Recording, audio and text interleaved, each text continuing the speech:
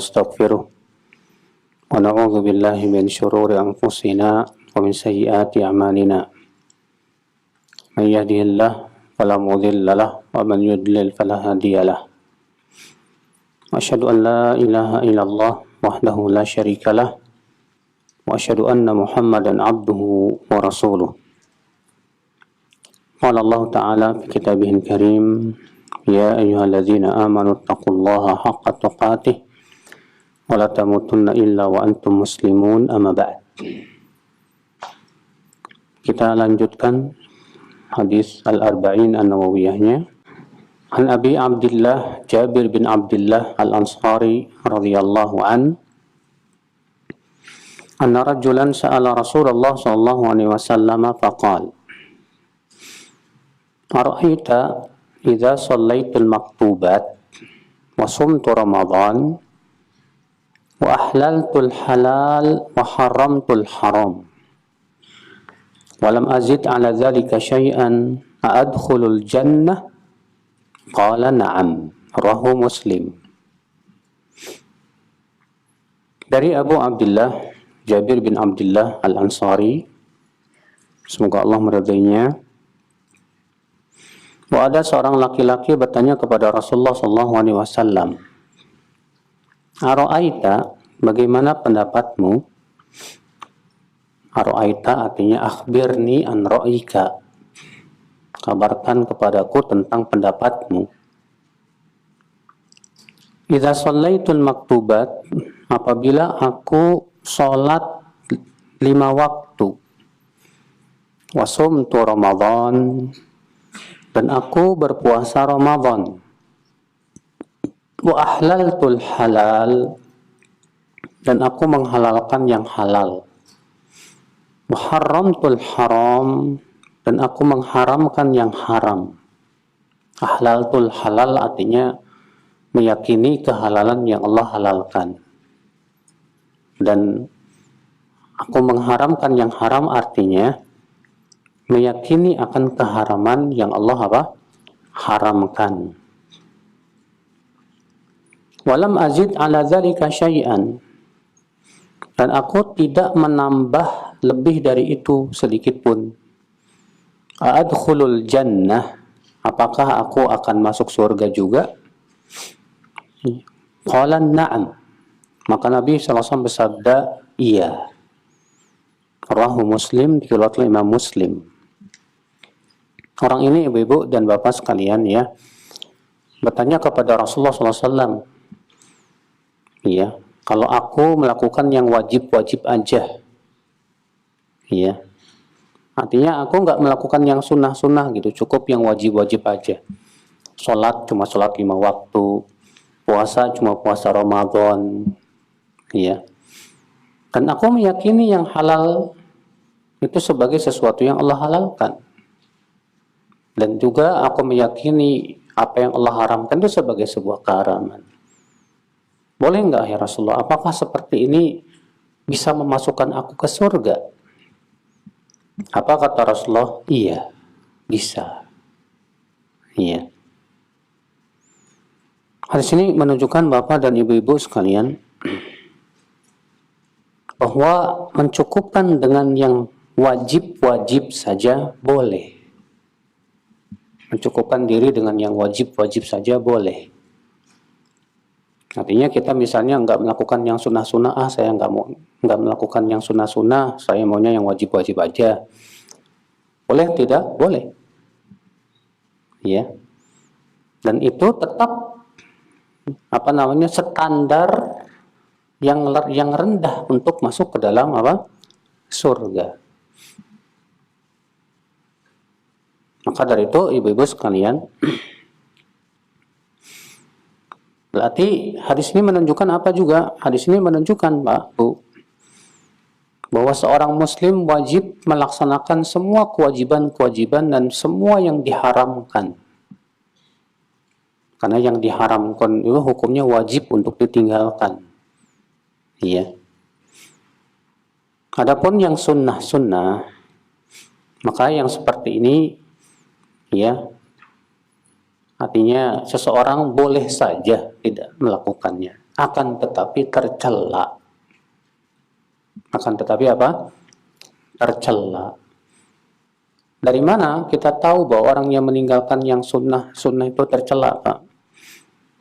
Buktinya, ketika Nabi Shallallahu Alaihi Wasallam sedang khutbah Jumat, tiba-tiba masuklah seorang laki-laki yang bernama Sulaik Al-Ghatafani.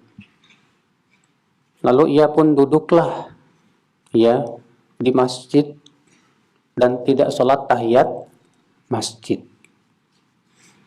Apa yang terjadi? Rasulullah bertanya kepada dia, "As-salait, kamu sudah sholat belum?" "Belum, ya Rasulullah." Kata Rasulullah, "Qum, ayo berdiri kamu." Ya. "Warka' rak'atain wa tajawaz fihima." Sholat kamu 2 rakaat dan ringankan sholatmu. Padahal sholat tahiyat masjid itu pada asalnya apa hukumnya sholat tahiyat masjid atas pendapat yang paling kuat adalah apa? Sunnah muakkadah. Sunnah yang sifatnya sangat ditekankan sekali, Pak. Tapi ternyata Nabi SAW mengingkari, Pak. Berarti itu menunjukkan, kata para ulama, bahwa orang yang meninggalkan sunnah itu tercela. Buktinya kenapa? Buktinya Nabi SAW mengingkari orang itu. Bahkan dalam satu riwayat, kejadiannya sampai tiga kali Jumatan. Jadi setiap Jumatan orang itu datang, langsung duduk. Iya, diingkari oleh Nabi, suruh sholat. Jumat berikutnya gitu lagi. Jumat berikutnya gitu lagi, sampai 3 kali. Iya. Akhul Islam, saudaraku seiman. Namun tentunya Pak, Ibu, yang sunnah itu berderajat-derajat. Ada yang sunnah muakkadah, sunnah yang sangat apa? Ditekankan sekali. Maka sunnah muakkadah ini tercela ya orang yang meninggalkannya, Pak. Walaupun tidak berdosa, betul, tapi tercela, nggak bagus. Bahkan kata Imam Al-Qurtubi, boleh kita mengingkari orang yang meninggalkan sunnah muakkadah berdasarkan hadisnya yang tadi. Ya. Ada lagi yang sunnah biasa saja, bukan sunnah yang ditekankan.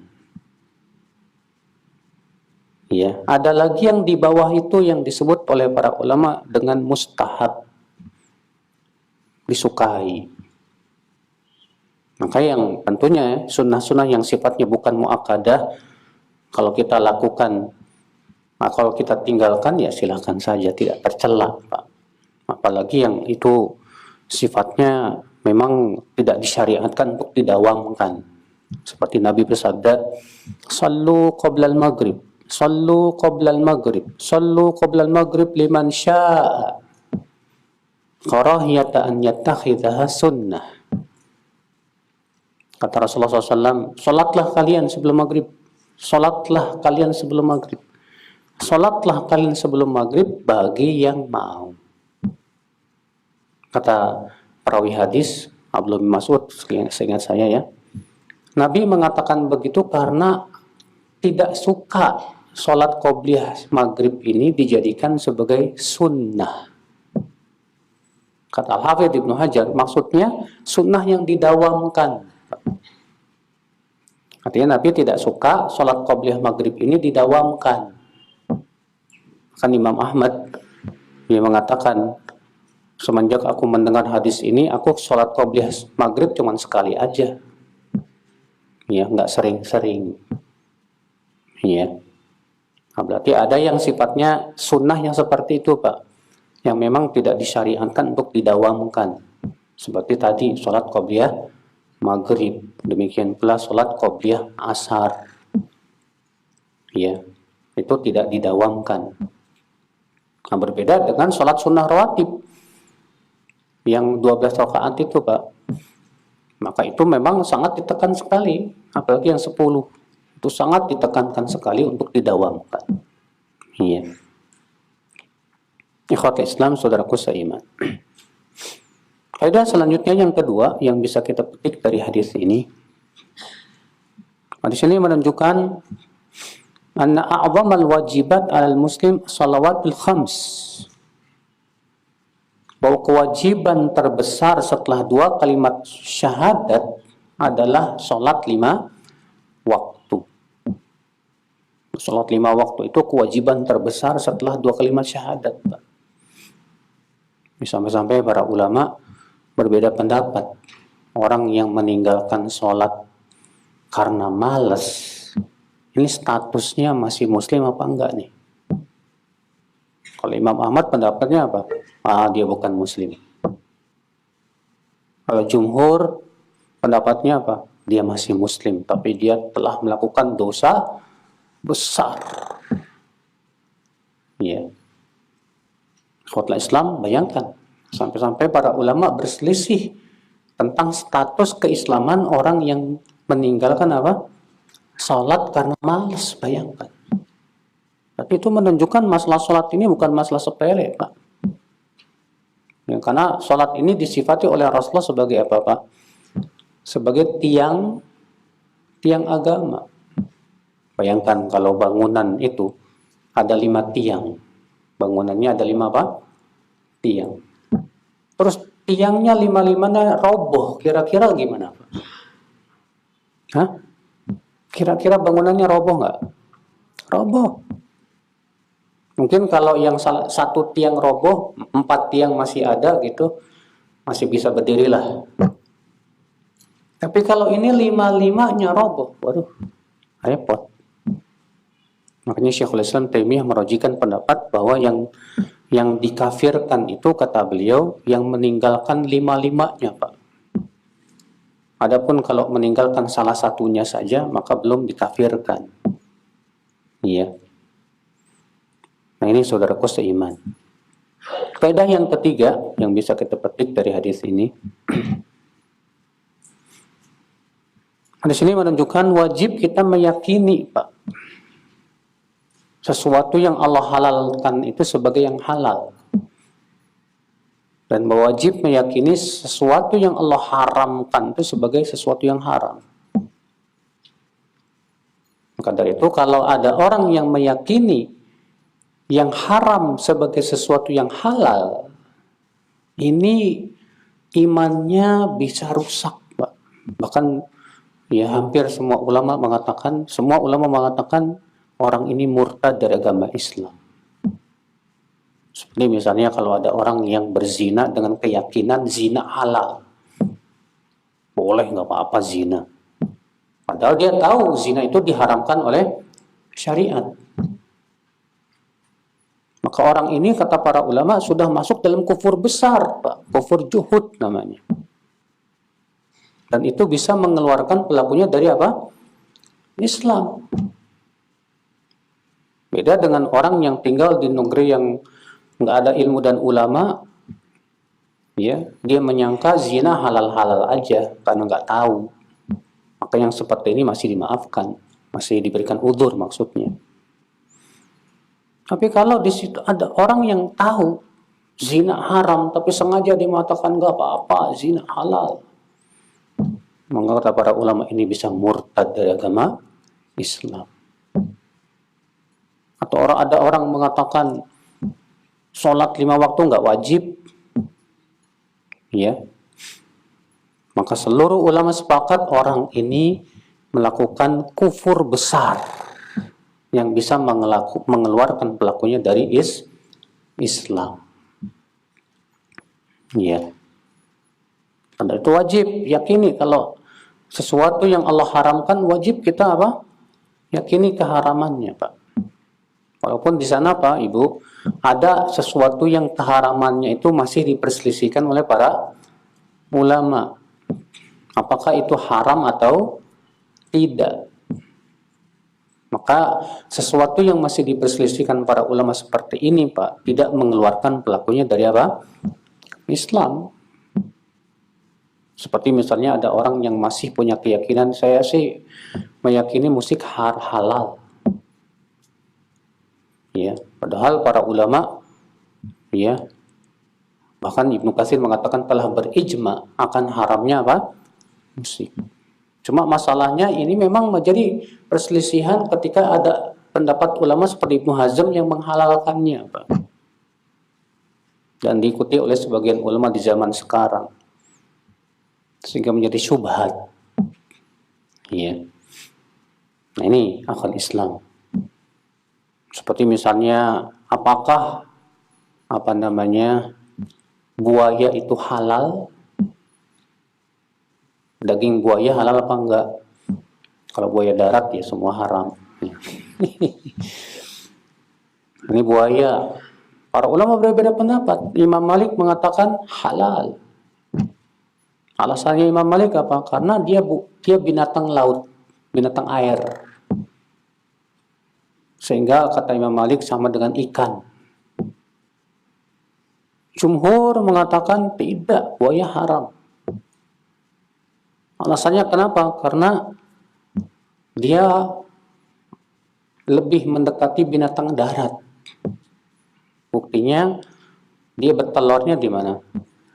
Di darat.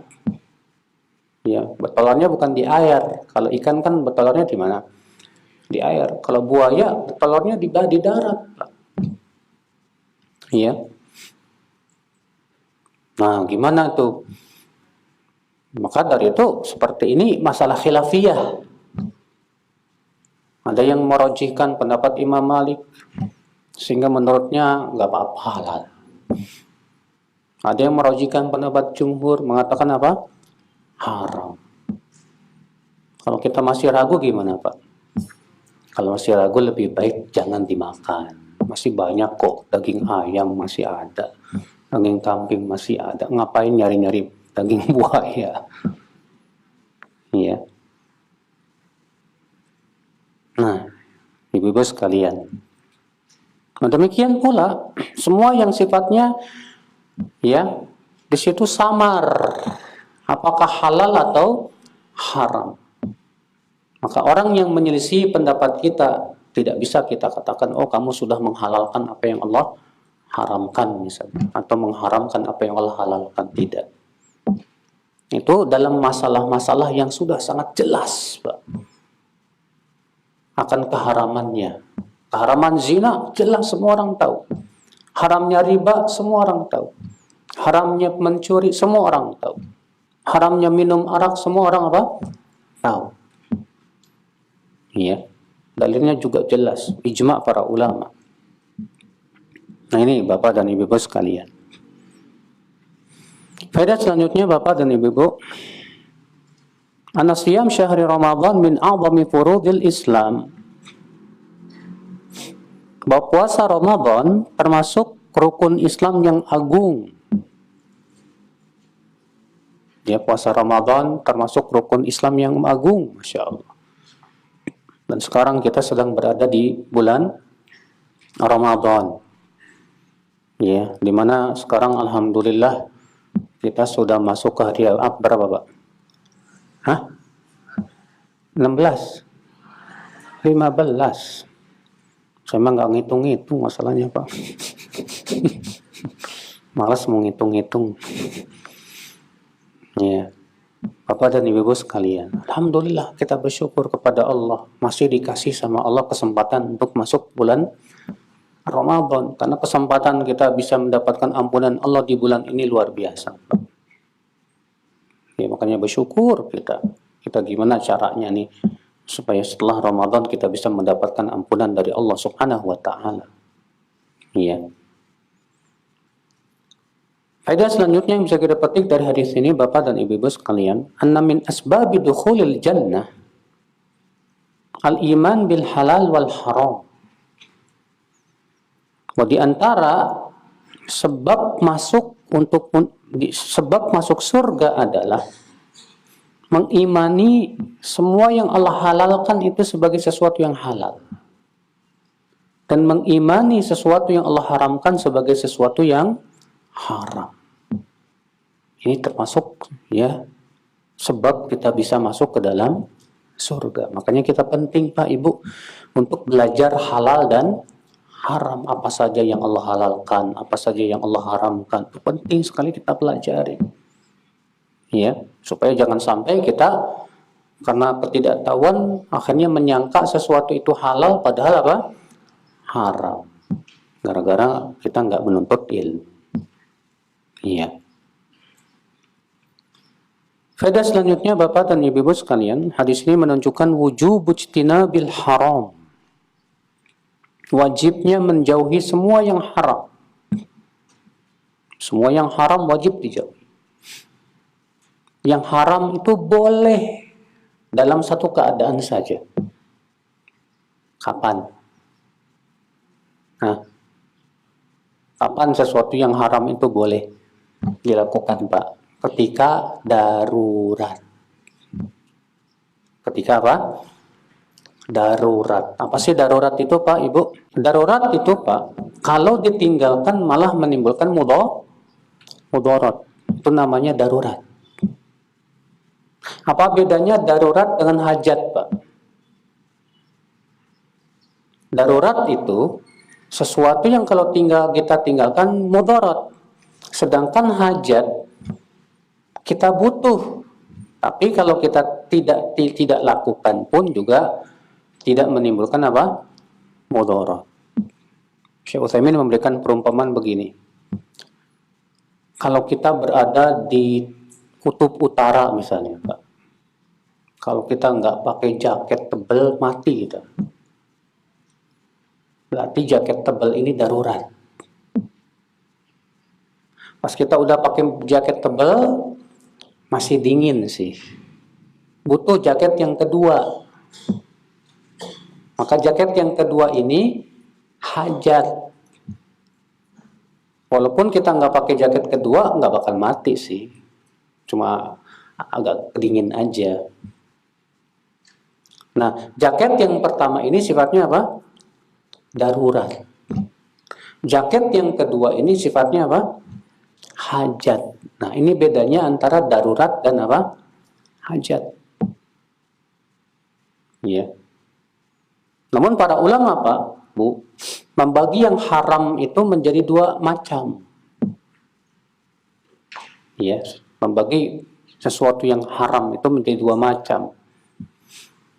Yang pertama, diharamkan secara zatnya. Baik zat perbuatan ataupun zat bendanya. Contoh arak. Memang araknya haram. Makan riba. Memang perbuatannya haram. Itu haram secara zatnya. Iya. Yang kedua, diharamkan karena menjerumuskan kepada yang haram. Apa semua yang bisa menjerumuskan kepada yang haram, hukumnya apa? Haram. Tapi haramnya karena menjerumuskan itu, Pak. Contoh misalnya, sutra diharamkan oleh Rasulullah untuk laki-laki dan dihalalkan untuk wanita. Kenapa untuk laki-laki diharamkan sutra? Kata para ulama, karena itu bisa menjerumuskan kepada tasyabuh. Menjerumuskan kepada menyerupai siapa? Wanita. Iya. Sedangkan tasyabuh itu haram tidak, Pak? Tasyabuh itu haram. Iya. Contoh lagi, melihat wanita yang bukan mahram diharamkan tidak, Pak? Diharamkan. Kenapa? Karena itu bisa menjerumuskan kepada yang haram, itu zina. Maka Allah menyuruh kita untuk menundukkan pandangan. Nah, berarti ini diharamkan karena bisa menjerumuskan. Beda dengan arak, minum arak ya, makan riba, mencuri, berzina. Ini memang perbuatannya diharamkan. Ini haram secara apa? Zatnya. Kata Syekh Utsaimin, kenapa dibedakan antara dua macam haram ini, Pak? Karena, kata beliau, sesuatu yang diharamkan zatnya boleh saat darurat saja. Sedangkan sesuatu yang diharamkan karena bisa menjerumuskan kepada yang haram, maka ini boleh walaupun saat ada hajat. Boleh ketika ada apa? Hajat walaupun tidak darurat. Paham tidak, Pak? Hah?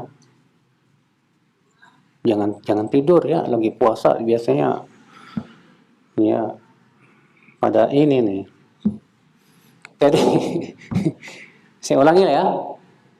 Jadi yang haram ada dua macam. Yang pertama yang diharapkan secara apa? Zatnya. Maka ini boleh saat darurat saja. Yang kedua, yang diharamkan karena bisa menjerumuskan.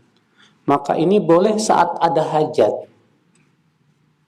Walaupun tidak darurat. Dan sudah kita sebutkan tadi Pak, perbedaan antara darurat dan apa? Hajat.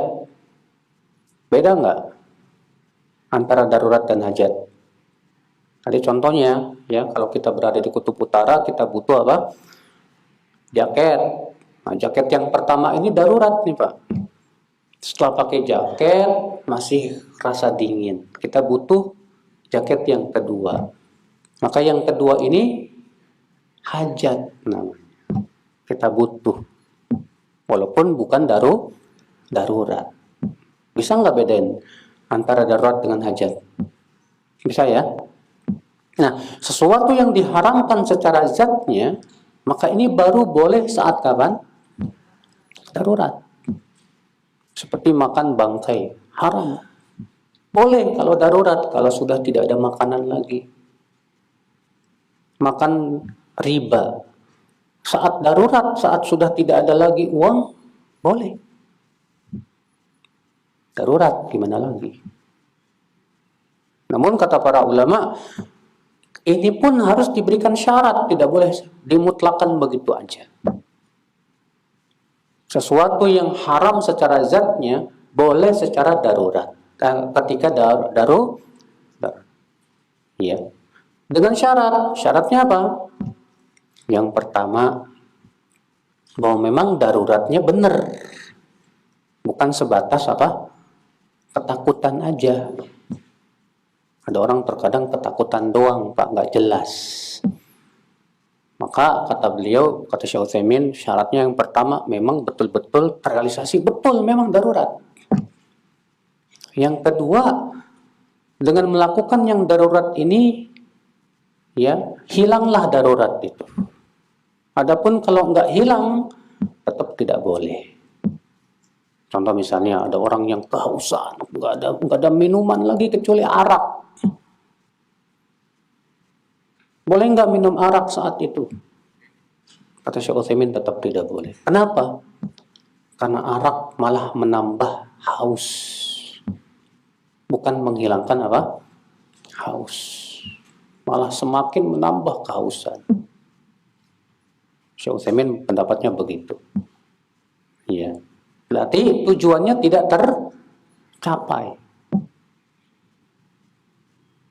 Yang ketiga, tidak boleh menimbulkan mudarat yang sama atau bahkan lebih besar. Contoh misalnya kalau kita mau ditembak, kamu kalau nggak bunuh si fulan, kamu saya tembak. Kalau kamu tidak bunuh dia, saya tembak kamu. Mana yang kita pilih? Bunuh orang atau kita yang dibunuh? Kata para ulama, pada waktu itu tidak boleh kita membunuh orang. Karena mudaratnya sama.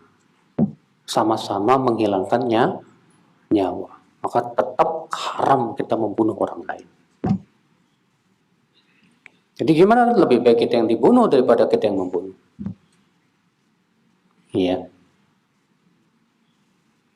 Nah ini.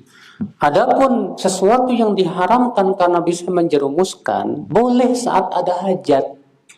Walaupun tidak sampai darurat. Contohnya apa? Contohnya tadi, memakai sutra bagi laki-laki haram. Kenapa haram? Karena bisa namun Rasulullah memberikan keringanan buat para sahabat, sebagian sahabat yang terkena penyakit hikkah, penyakit gatal. Iya. Maka Nabi memberikan keringanan buat mereka untuk memakai sutra dalam rangka berobat. Boleh. Kenapa? Karena ada kebutuhan di situ. Contoh lagi, tadi sudah kita sebutkan, melihat wanita yang bukan mahram nggak boleh. Kenapa? Karena bisa menjerumuskan. Tapi ketika dibutuhkan, misalnya kita mau menikahinya, maka kita disuruh oleh Nabi untuk melihat. Undur ilaiha, lihat dulu. Ya, ada seorang sahabat Nabi mau menikahi seorang wanita Ansor. Lalu Nabi bersabda kepada sahabat ini, "Nazarta ilaiha, kamu sudah melihat ya perempuannya?" "Belum ya Rasulullah." Kata undur ilaiha, lihat dulu. Fa inna fi a'yunil ansor syai'an, karena matanya kaum Ansor itu ada sedikit kurang. Ya. Disuruh dulu Nabi SAW untuk apa? Nador istilahnya, Pak. Terjadi ikhtilaf para ulama mana bagian yang boleh dinador. Jumhur mengatakan sebatas wajah dan telapak tangan, tak boleh lebih.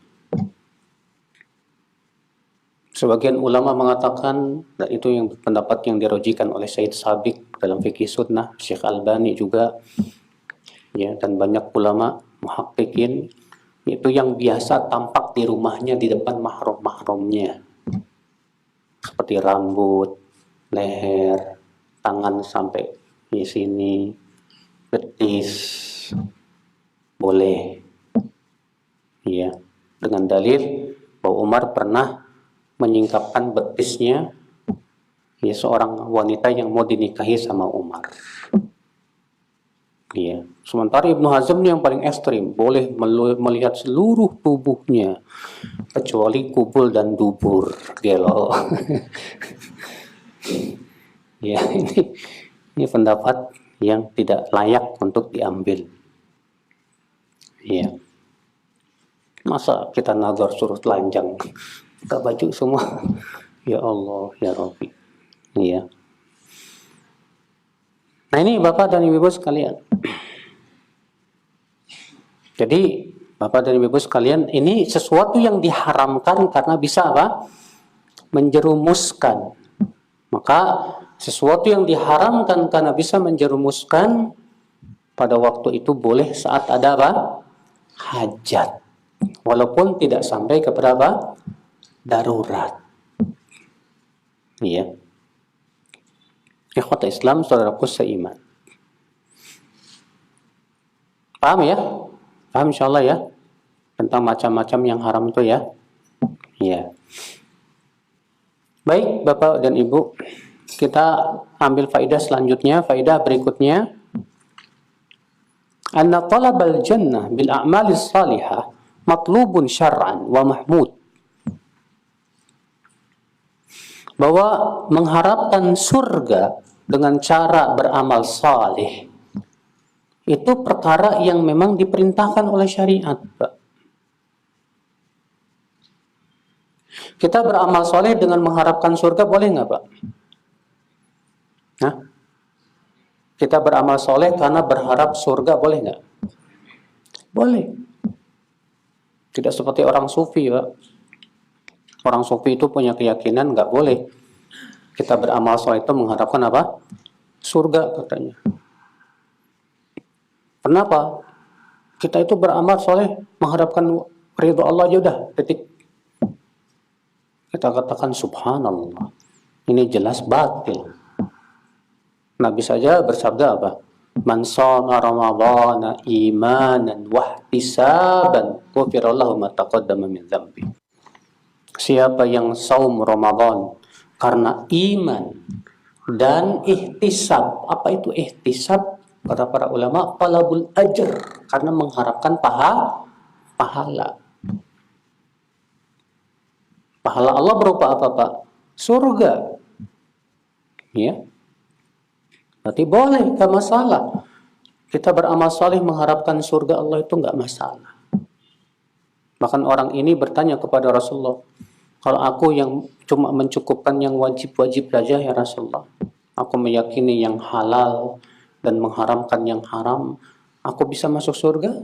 Lihat orang ini berharap masuk surga dengan amal dia tersebut. Iya.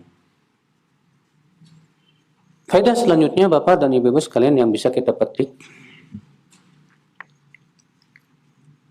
Hirsus sahaba al asbabin najah. Semangatnya para sahabat dalam mencari sebab-sebab keselamatan dari api neraka. Makanya ya, orang ini bertanya ke Rasulullah, yang saya lakukan ini bisa memasukkan saya ke surga enggak ya Rasulullah? Subhanallah.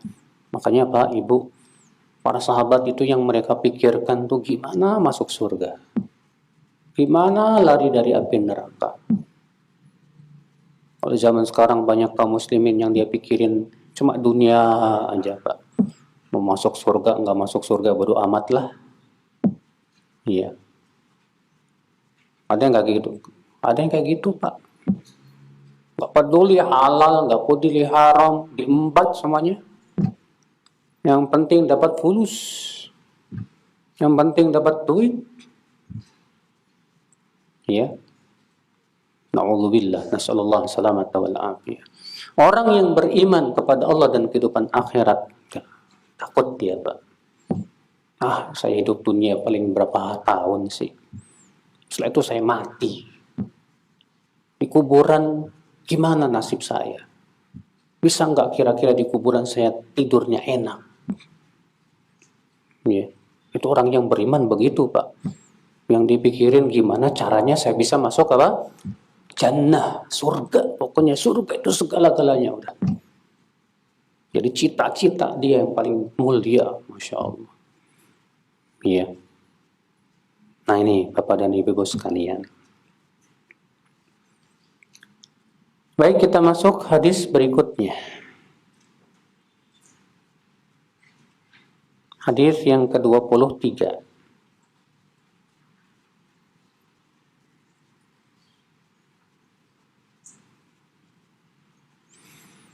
An Abi Malik Al-Harith bin Asim Al-Ash'ari radhiyallahu anhu qala qala Rasulullah sallallahu alaihi wasallam at-tuhuru syatrul iman walhamdulillahi tamla'ul mizan wa subhanallahi walhamdulillah tamla'ani aw tamla'u ma bainas samawati wal ard wa salatu nurun was-sadaqatu burhanun was-sabru dhiya'un wal-Qur'anu hujjatun laka aw 'alaika kullun nasi yaghdu faba'i'un nafsahu famu'tiquha aw mubiquha.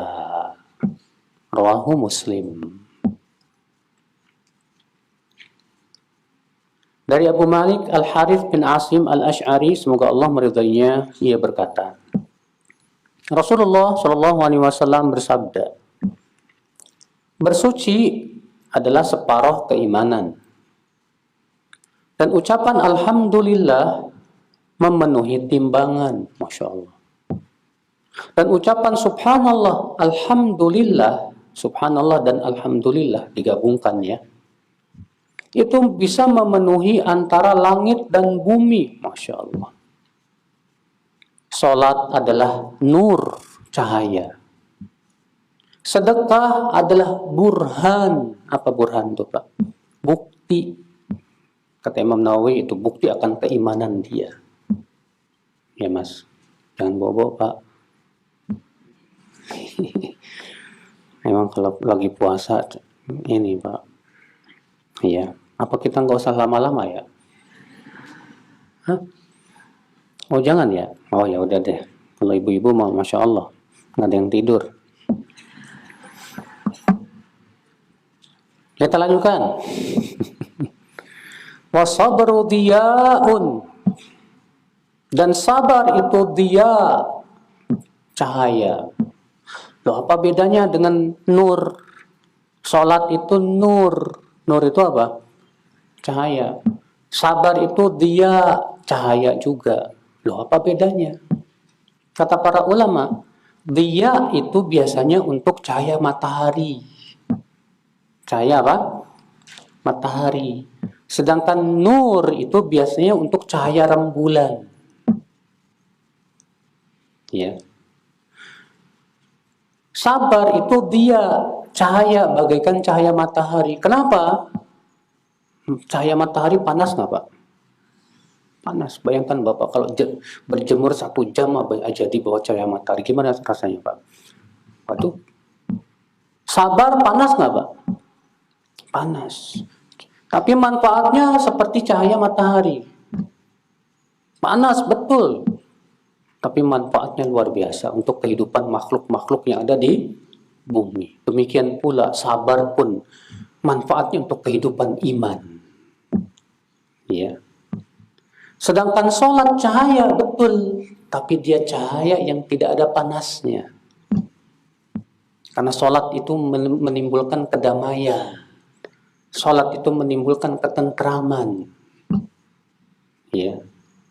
Orang yang senantiasa sholat, hatinya damai, tentram, seperti cahaya rembulan.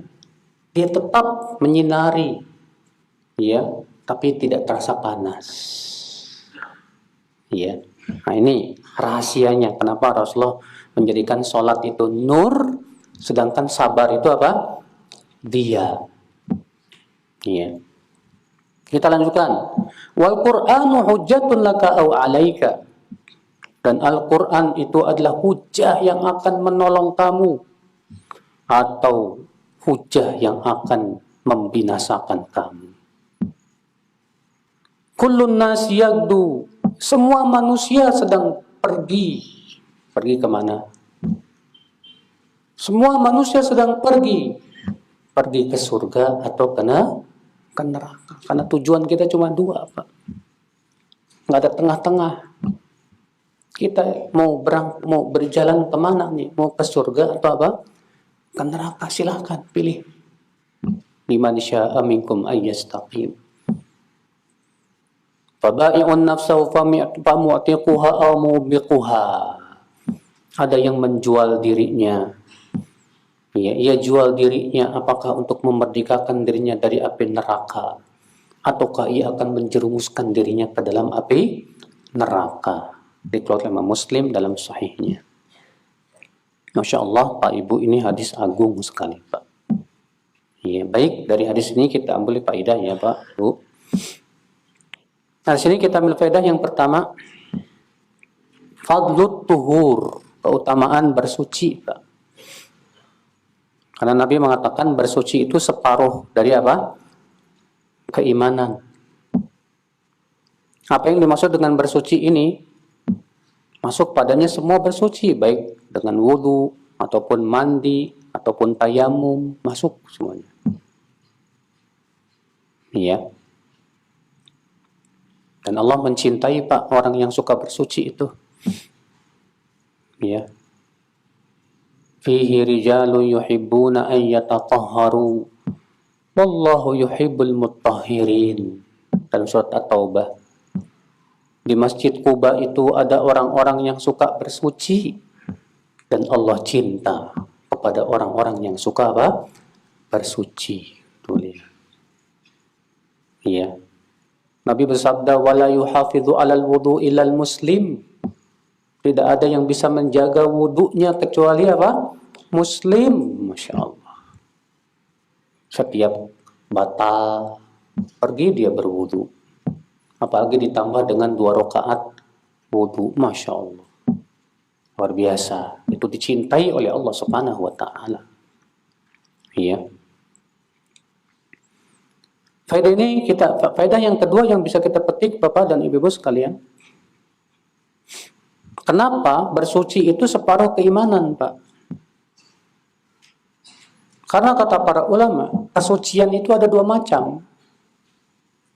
Yang pertama kesucian batin. Kesucian apa? Batin.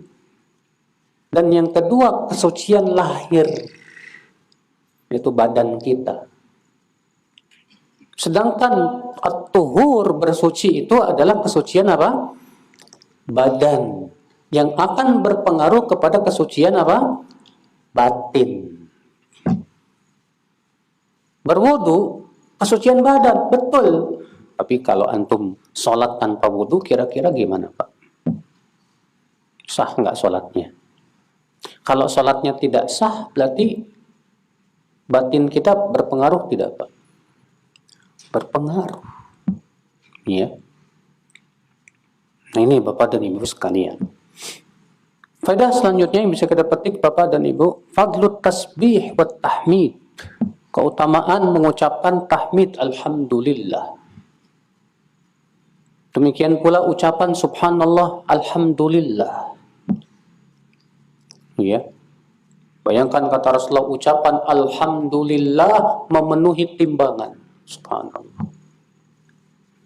Dan ucapan subhanallah alhamdulillah memenuhi apa yang ada di langit dan di bumi.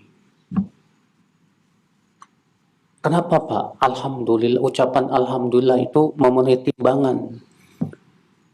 Karena kalau orang mengucapkan alhamdulillah artinya apa Pak?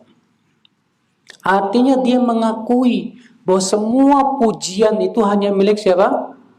Allah. Semua nikmat semua dari siapa? Allah. Allah terpuji dalam perbuatannya, dalam penciptaannya, terpuji dalam nama dan sifatnya. Makanya Rasulullah SAW Pak, menjanjikan pahala besar bagi orang yang terkena musibah dalam hidupnya, tapi ia tetap aja memuji Allah. Karena dia yakin musibah itu pemberian dari Allah. Dan dia yakin musibah ini menunjukkan Allah terpuji. Allah apa? Terpuji dalam perbuatannya. Sebutkan dalam hadis, idza qabadallahu walada abdi qala Allahu li malaikatihi qabadtum walada abdi. Apabila Allah mencabut nyawa anak seorang hamba, Allah akan berfirman kepada malaikat yang mencabut nyawanya itu, kalian telah mencabut nyawa anak hambaku. Kata para malaikat itu, betul sekali ya Allah. Qabadtum samrata fuadih, kamu sudah mencabut nyawa buah hati hambaku. Kata malaikat ini, betul ya Allah. Lalu Allah bertanya, famadza qala abdi, apa yang diucapkan oleh hambaku saat anaknya meninggal dunia? Apa kata malaikat? Hamidaka wastarja, dia memujimu ya Allah dan mengucapkan istirja, innalillahi wa inna ilaihi raji'un. Jadi ketika anaknya meninggal, dia mengucapkan apa? Alhamdulillah, innalillahi wa inna ilaihi raji'un. Ada nggak ibu-ibu yang kayak gini nih? Ketika anaknya meninggal, nggak ada. Ya, dia yakin anaknya meninggal ini menunjukkan akan terpujinya Allah. Yakin, saya yakin. Maka dia ucapkan alhamdulillah, innalillahi wa inna ilaihi raji'un. Apa kata Allah kepada para malaikat itu? Ibnu li abdi baitan fil jannah wasammuhu baital hamdi. Bangunkan untuk hambaku ini sebuah rumah di surga dan namai rumah itu sebagai rumah pujian. Masya Allah. Ini susah Mas. Banyak di antara kita kalau ditimpa kesenangan doang bilang apa? Alhamdulillah. Dapat fulus, alhamdulillah. Dikasih mobil, alhamdulillah. Pas dikasih sakit, siapa di antara kita yang bilang alhamdulillah? Ya. Siapa di antara kita yang yakin bahwa musibah yang menimpa itu adalah sebagai pujian atas Allah? Bahwa Allah terpuji dalam perbuatannya? Hanya orang yang yakin saja, Pak. Iya. Anak saya meninggal, saya yakin ini kebaikan buat saya. Insya Allah ini menjadi hijab buat saya dari api neraka. Wah, Masya Allah, yakin dia. Sabar jadinya. Iya. Sebagian ibu-ibu kan anaknya meninggal tuh nangis saja kerjaannya, Pak. Sampai udah setahun juga masih aja nangis. Ustadz, gimana ya saya kalau ingat anak selalu nangis? Nah kan akibat daripada tadi Pak, kurangnya yakin bahwa Allah terpuji di dalam apa? Perbuatannya. Kalau dia yakin seyakin-yakinnya, ya seperti itu Pak. Ummu Sulaim, Raihanah, ketika anaknya meninggal, ya, sementara suaminya pergi entah apa mencari kebutuhan. Pas suaminya pergi, dihiburnya dulu suaminya. Begitu tegarnya ini perempuan. Ya, diajaknya jima suaminya. Setelah selesai jima, apa kata ya wanita ini? Wahai suamiku, kalau ada orang yang nitip barangnya ke kamu, terus dia minta lagi barang tersebut, kira-kira kamu boleh nolak gak? Kata suaminya, tidak boleh, nggak boleh, haram itu. Apa kata istrinya? Anak kita itu titipan dari Allah. Ya, sudah diambil sama pemiliknya. Waduh, marah suaminya Pak. Kok kamu baru kasih tahu sekarang sih? Iya. Tapi subhanallah yang luar biasa itu ketegaran wanita ini loh Pak. Wanita ini tegar sekali, subhanallah. Dia yakin ini sebagai apa? Ya, sesuatu keadilan dari Allah Subhanahu wa taala. Bahwa Allah terpuji dalam perbuatannya. Nah, itu yang susah, Pak. Ya, kita berusaha untuk ridho dengan ketentuan yang gak enak tuh gak mudah, Pak. Sampai makanya Rasulullah sampai berdoa, wa as'aluka ridho ba'dal qadha. Ya Allah, ya aku memohon kepada Engkau keridhaan yang menghadapi keputusan Engkau yang tidak enak. Kalau keputusan yang enak semua ridho, Mas. Ya enggak? Iyalah. Ya. Yang susah itu ridho menghadapi keputusan Allah yang enggak enak buat kita. Ya. Maka kata Rasulullah, alhamdulillah tamla'ul mizan. Disebutkan dalam hadis Rasul sabda, ma an'amallahu ala abdin ni'matan thumma qala alhamdulillah illa wa qawlu hadha khairun minan ni'ma kama qala. Tidaklah seorang hamba diberi oleh Allah nikmat, lalu si hamba ini mengatakan alhamdulillah, kecuali ucapan alhamdulillah jauh lebih baik daripada nikmat tersebut. Ya. Maka kita kalau dikasih sama Allah hati yang selalu bersyukur nih Pak, Masya Allah, luar biasa. Yang selalu memuji Allah dalam setiap keadaan tuh, Masya Allah. Ini luar biasa, makanya pahalanya juga besar. Ya, kata Rasulullah, ucapan alhamdulillah memenuhi apa? Timbangan. Allah. Dan ucapan subhanallah, alhamdulillah, memenuhi yang ada di langit dan di bumi. Karena hakikat subhanallah artinya apa, Pak? Maha suci Allah. Artinya kita sucikan Allah dari semua kekurangan.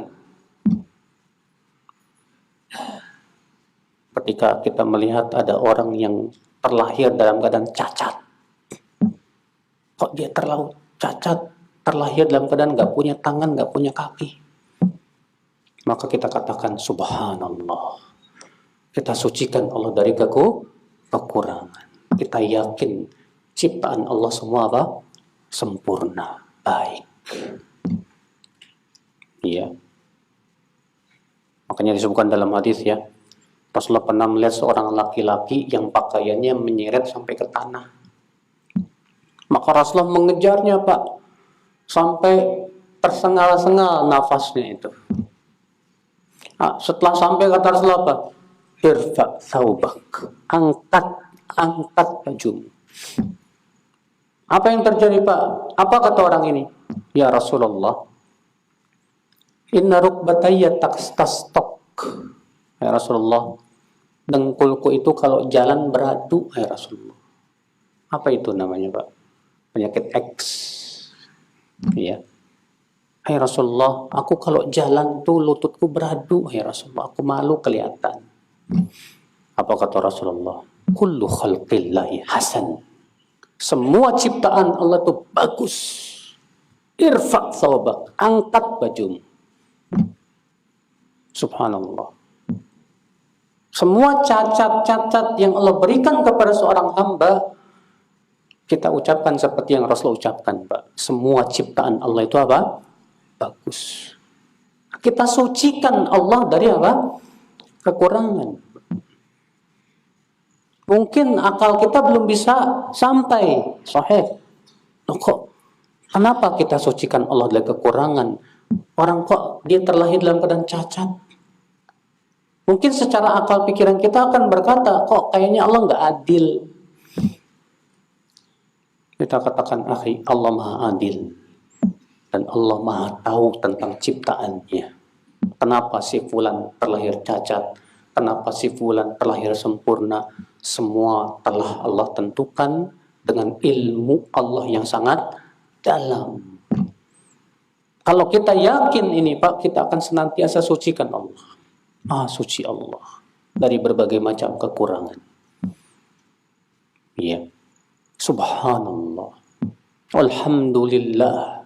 Dan ucapan alhamdulillah, kalau digabungkan ini antara subhanallah dengan alhamdulillah, dahsyat ya.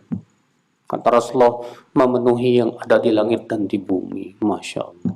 Allahu Akbar. Makanya Rasulullah SAW, Pak, di akhir hayatnya disuruh oleh Allah untuk menggabungkan dua tadi, Pak. Dalam surat apa itu? Wa ra'aitan nasa yadkhuluna fi dinillahi afwaja. Terus fasabbih bihamdi rabbika wastaghfir innahu kana tawwaba. Maka Rasulullah pun semenjak turunnya ayat ini dalam ruku dan sujudnya selalu membaca subhanakallahumma rabbana wa bihamdika allahumma ighfirli. Karena mempraktikkan perintah Allah dalam Al-Quran. Ya. Nah ini Bapak dan Ibu sekalian. Kita lanjutkan Pak Ibu. Faedah selanjutnya, isbatul mizan wa waznul a'mal. Penetapan akan adanya timbangan nanti pada hari kiamat. Situ Rasulullah mengatakan alhamdulillahi tamla'ul mizan. Ucapan alhamdulillah memenuhi timbangan. Berarti timbangan itu ada nanti pada hari kiamat. Benar. Dia punya dua neraca. Ini keyakinan ahlu sunnah seluruhnya.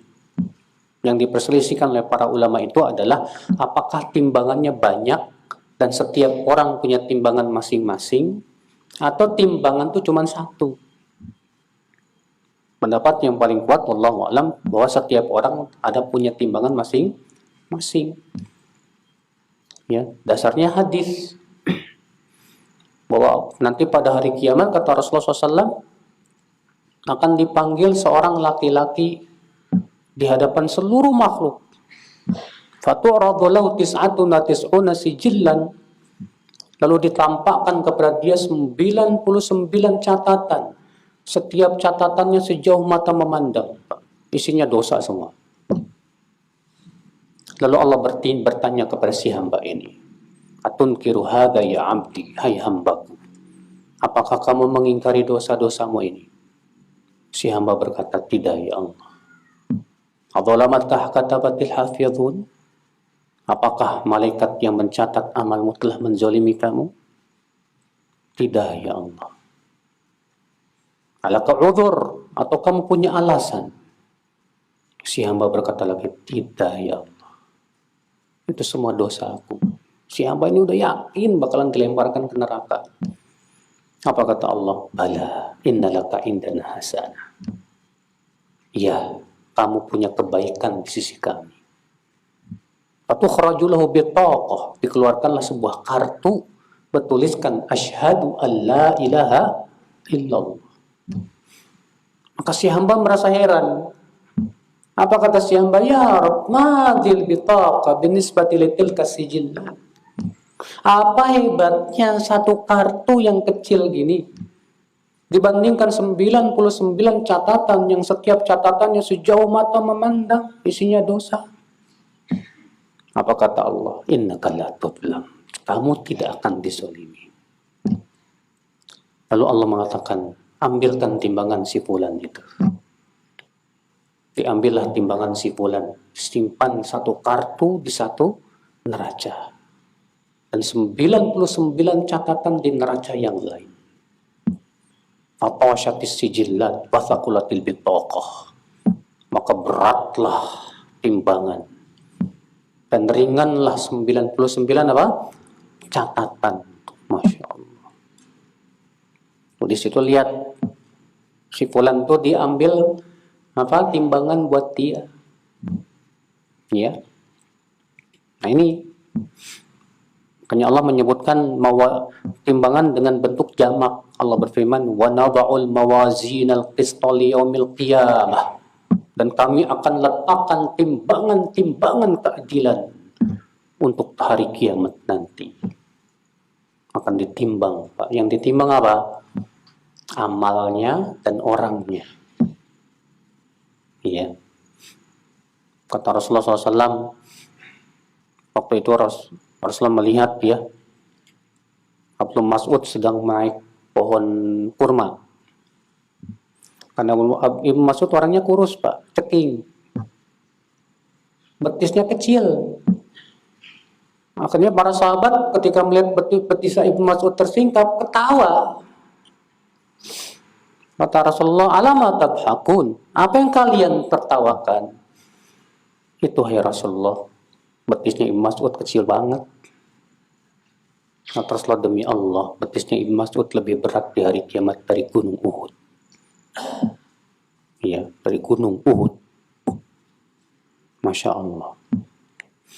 Masukkan dalam hadis yu'ta birajulil dukham. Nanti di hari kiamat akan didatangkan seorang laki-laki yang badannya besar. Ketika ditimbang ternyata tidak lebih berat dari sayap seekor nyamuk. Gak punya amal. Subhanallah, Pak. Maka dari itu, Pak, yang kita pikirkan bagaimana caranya memperberat timbangan kebaikan. Karena masalahnya kebaikan dan keburukan akan ditimbang di hari kiamat, Pak. Ya, ada nggak yang kebaikan dan keburukan itu sama? Ada. Maka banyak ahli tafsir ketika menafsirkan Ashabul A'raf. Ashabul apa? A'raf yang disebutkan dalam surat Al-A'raf itu, Pak.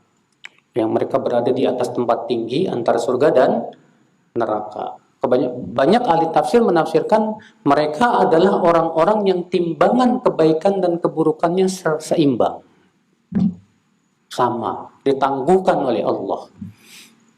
Ya, mereka berada di tempat-tempat tinggi antara surga dan neraka. Lalu setelah itu Allah maafkan mereka dan dimasukkan ke dalam jannah dengan syafaat Rasulullah Sallallahu Alaihi Wasallam. Ya, ini Pak, coba sebelum kita ditimbang di hari kiamat, timbang oleh kita. Pikirkan hari ini saya lebih banyak berbuat kebaikan atau keburukan. Ya. Segera istighfar, minta ampun kepada Allah. Apa saja yang bisa memperberat timbangan kebaikan, lakukan. Walaupun cuma amalan, ucapan ya, yang kita anggap remeh. Berapa banyak orang yang menganggap remeh suatu amal, gara-gara amal itu dia masuk surga. Kata Rasulullah SAW, ya, ra'aitu hina ya usriyabi rajulan yataqallabu fil jannah. Ketika aku Isra Mi'raj, aku melihat seorang laki-laki mondar-mandir di surga gara-gara batang pohon yang ia singkirkan dari jalan. Bayangkan, Masya Allah. Gara-gara itu dia masuk surga. Ya. Nah ini makanya kita berusaha bagaimana caranya memperberat timbangan amal kebaikan kita, Pak. Dan jangan memperberat timbangan amal apa? Keburukan. Yang kita khawatirkan kan ini, Pak. Tahu nggak, Pak? HP ini yang kita khawatirkan, Pak. Malah menambah timbangan keburukannya, Pak. Iya. kecil, kotak, tapi bahayanya minta ampun, Pak. Saya isinya kita bisa melanglang buana, ya, di sana banyak maksiat dan yang lainnya. Fa'allahul musta'an. Ikhwata Islam, saudaraku seiman. Faedah selanjutnya yang bisa kita petik dari hadis ini, Pak, Ibu,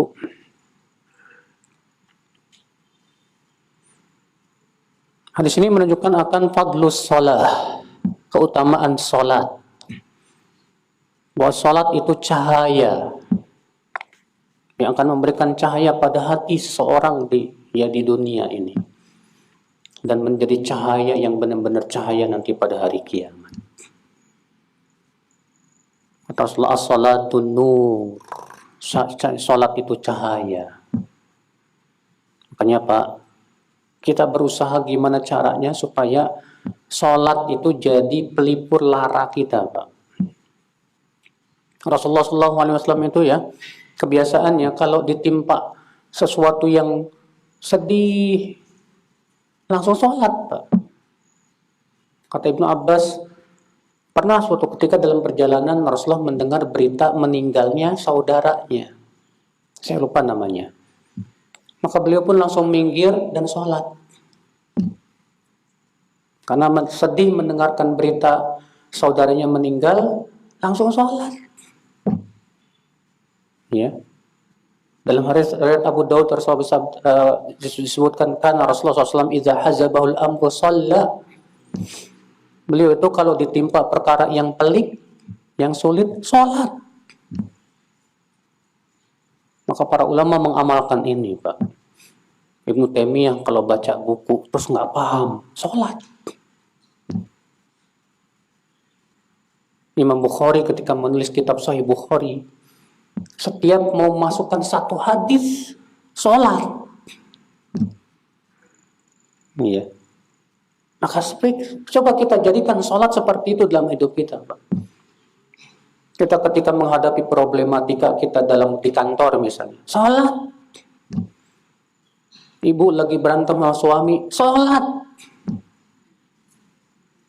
Ibu lagi puyeng, anak nih kok, ya anak saya kok susah banget diatur, sholat, minta kepada Allah Subhanahu wa Ta'ala. Sehingga kita jadikan sholat itu sebagai permintaan solusi kepada Allah, penguat hati.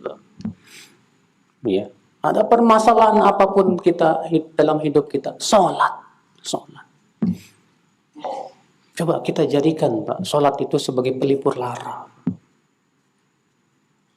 Ya, kata Rasulullah SAW, ju'ilat qurratu aini fis shalah. Dijadikan qurratu ainku, penentram, penyejuk jiwaku dan mataku itu dalam sholat. Makanya Rasulullah kalau sholat itu lama, nggak kayak zaman sekarang, Pak. Sholat tarawihnya cepet banget, ya Allah ya Rabbi. Iya. Sampai ada sholat tarawih tercepat di dunia, Pak. Iya. Saking tidak menikmatinya sholat, tidak betah lama-lamaan bermunajat dengan Rabb-nya, sehingga sholat bagaikan berdiri di atas bara api, cepatnya minta ampun. Kita tidak ingin seperti itu, Pak. Kita ingin agar kita ini diberikan oleh Allah kenikmatan dalam sholat itu, Pak. Iya. Rasulullah SAW sabda kepada Bilal, ya Bilal, arihna bis sholat. Wahai Bilal, jadikan kita istirahat dengan sholat. Iya. Nah ini akhwat Islam.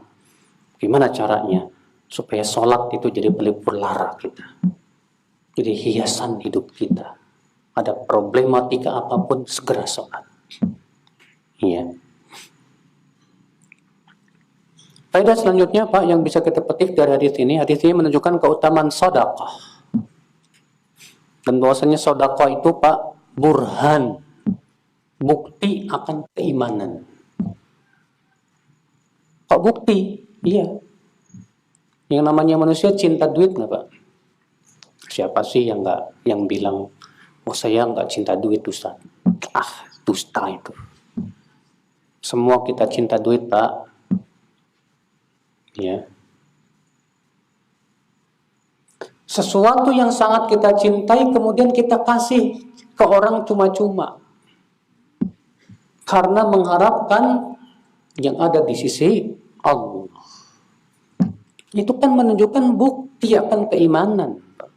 Bahwa kita memang beriman.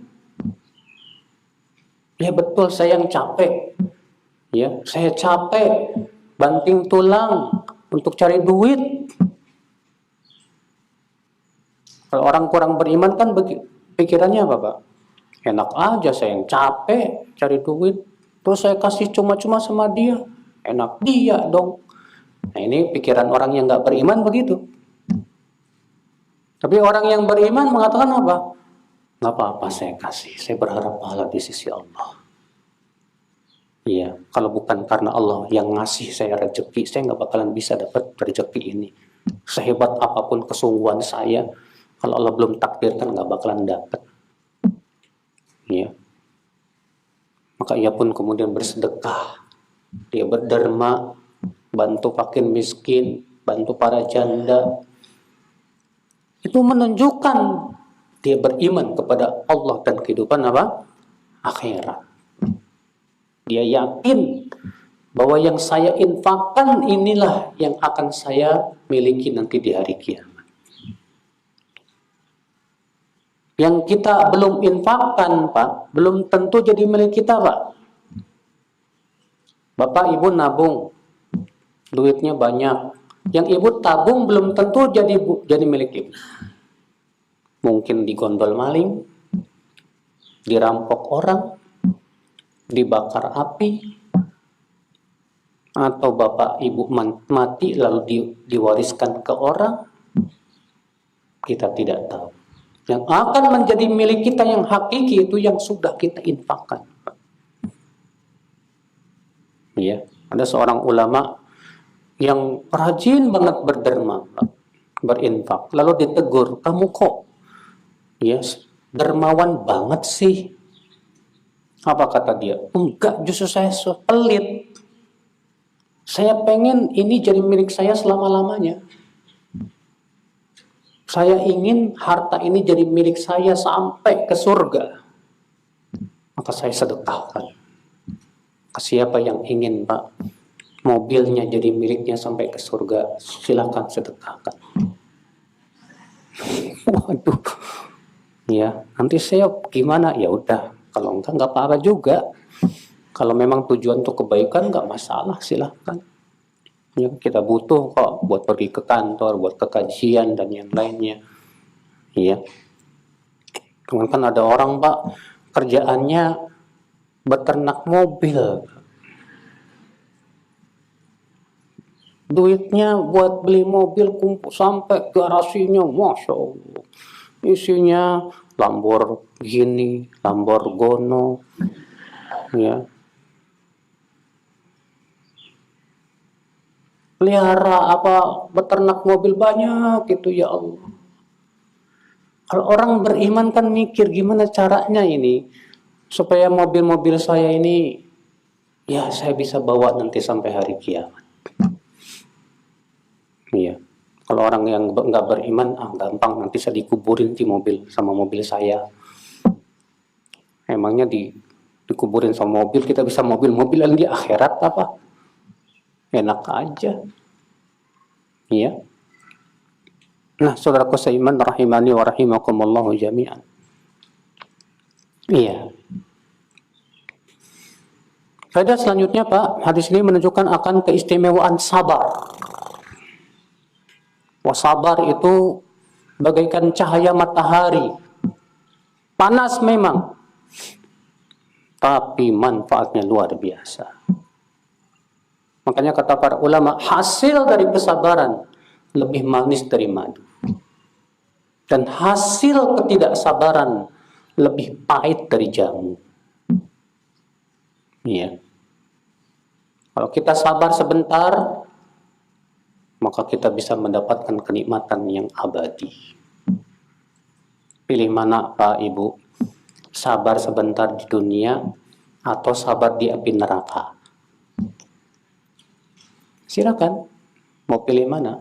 Kalau kita di dunia nggak sabar untuk beriman, sebentar kita di dunia, maka kita akan sabar di dalam api neraka. Dan kesabaran dalam api neraka nggak ada manfaatnya sama sekali.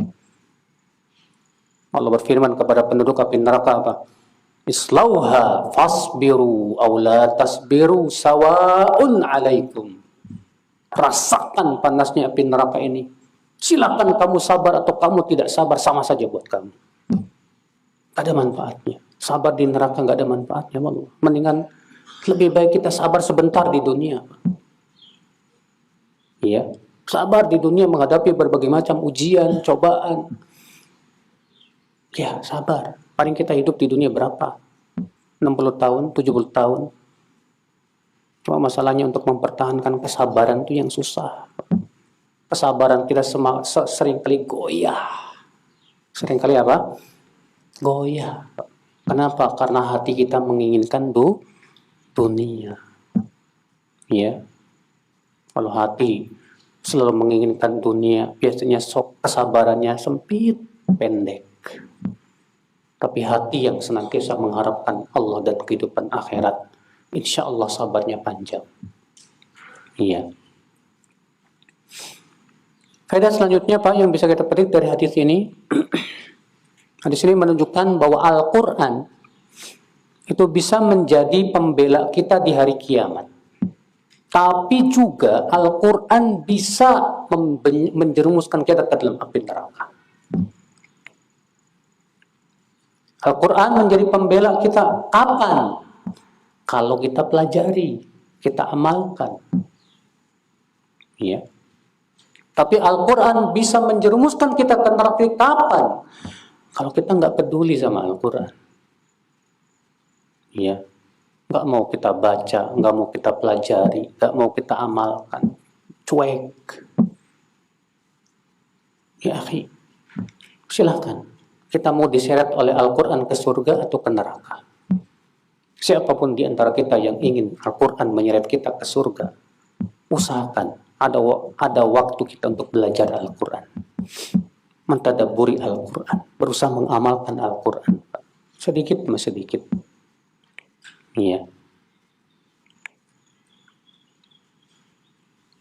Faedah selanjutnya Bapak, Ibu, dan ikhwah sekalian, bahwa setiap manusia sedang pergi ke dua tujuan, kepada salah satu dari dua tujuan. Yang pertama surga, yang kedua apa? Neraka. Sebagaimana sudah kita sebutkan tadi ya, maka siapa yang ingin ke surga, hendaknya ia beriman dan beramal saleh. Tapi siapa yang ingin masuk neraka, silahkan dia memaksudi Allah. Tapi rasakan sendiri bagaimana panasnya api neraka. Iya. Surga adalah karunia Allah dan ya pemberiannya. Sedangkan neraka adalah keadilan, di mana Allah tegak